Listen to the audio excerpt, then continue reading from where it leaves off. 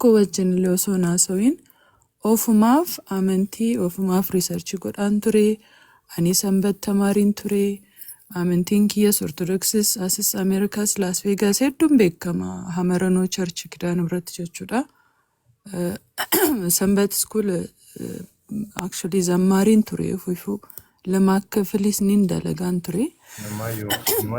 Zammaari maal kudesan iyyuu Zammaari dhuman ture. Ijoollee hedduu na beeku. Amma Las Vegas keessatti ijoollee hedduu na beeku.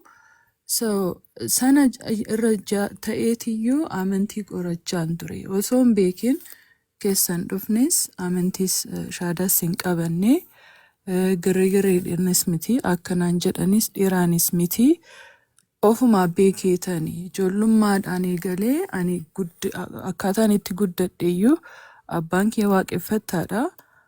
Charchii deemes hin beeku garuu haati biddeena kiyya Ortodoksii na fuudhee deemti achiin guddadhee. Hiriyoonni kiyya musliima turanii, ollaan keenya musliima turanii, ijoollee Harargee turanii. Sanaafuu amantii kana duraanuu ni barachaa ture. Gaafa natti seenii ayyee quraanii akka ijoollee amantii keessatti dhalatanii guddatanitti quraana hin beekuun ta'a. Garuu amanticha baradheetan itti dhufe. Sanaafuu jarjariidhaan wayidammoo girrigiriidhaan keessan seenne. Namaan dhiisaati waanan amantii keessatti namaan hin dhufneef ani hin bahu yoomuyyuu jechuudha irratti du'a. Maaliif amantii kana jaaladhee filadhee ana caalamoo rabbi kiyya naaf jaalatee na filatee bakki dhugaatti na fidee jira. Kana jechuun amantii kiyya kan duraa jibbee jechuu miti. Disrespect godhe jechuu miti. Kan amantii Ortodoksii keessa indaganaa pheenxees tureen ture. Pheenxee keessas deemee Bible study fixadhee baatii 3 jechuudha. Bible study Siyaatilitti ijoolleen Siyaatila na beeku. Bible study fixadhee graduate godhee cuubameen tureeyyuu jechuudha. Argeetan filadhee baradhee beekeetan itti seeni. Haga keessanitti quraana hin qara'u maaliif arabiffaan natti ulfaate haga ammaatti alif baha eegalee jira barachaan jira inshallah gara fuulduratti nin beeka. Sanan na ulfaata malee amanticha baradheen dhufe.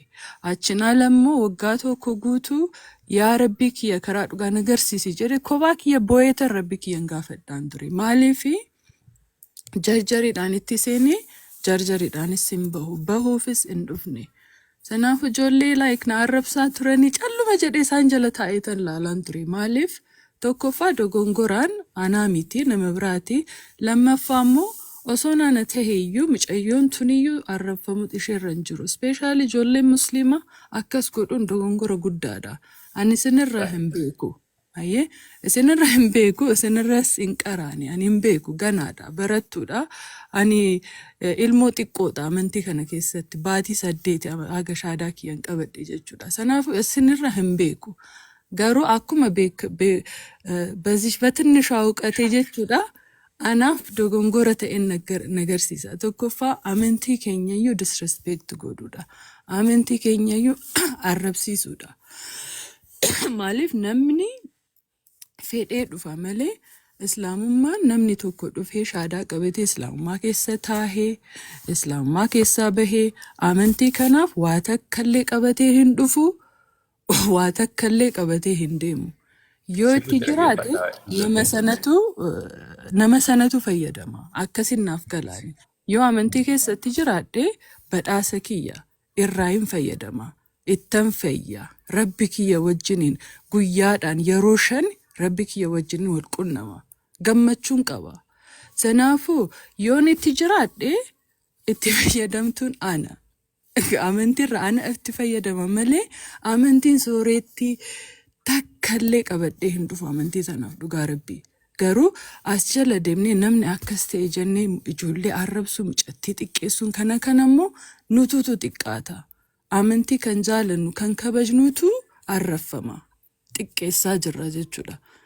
Hargeen jira garuu tokkoffaa ani afaanu naafin salphaa miti so explain godhu waan hin dandeenyeef ofin qusadha waawee hin jedhu garuu dogongora akkasii hin uumina especially akka ijoollee musliimaatti jechuudha.